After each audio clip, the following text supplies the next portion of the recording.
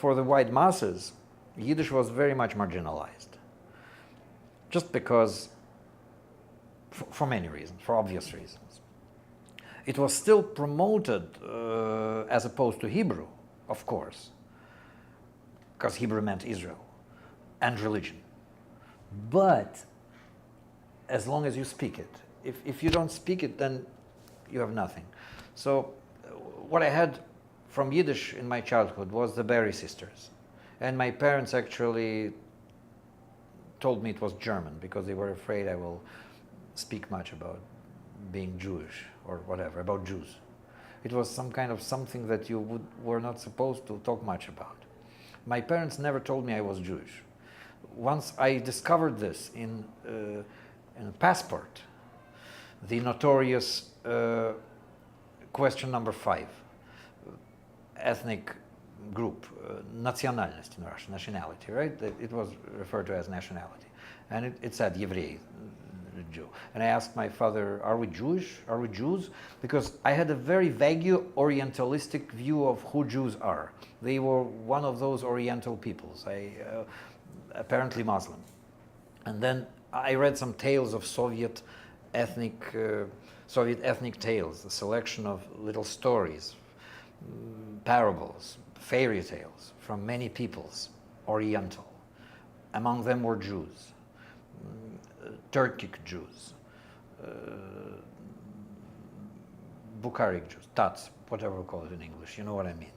So, well, I was astonished when I found out I was Jewish. I asked Dad, are we Jewish? He said, yes, we are. I said, why didn't you ever tell me?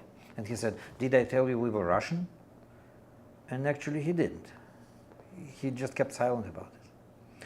So, and then my parents explained me that many people dislike Jews like many people dislike other peoples.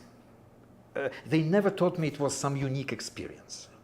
They explained me that some people hate Jews just because there is such thing as xenophobia. Not because Jews are some unique people hated by everybody. I was never taught that way. My parents told me some people hate some other people, and some people hate other ethnic groups. Some people don't like Jews, so probably you'll experience that.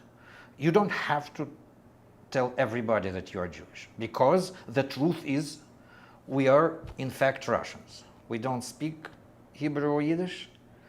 We don't know much about any Jewish tradition. So honestly, we are only Jewish because of anti-Semites. So that's why you don't have to really cry out loudly that you are Jewish. But if you trust someone, or if you just want to share this, you can say. What makes us Jewish? Practically nothing except for anti-Semitism. That's what exactly, I was indoctrinated this way. That's what my parents told me.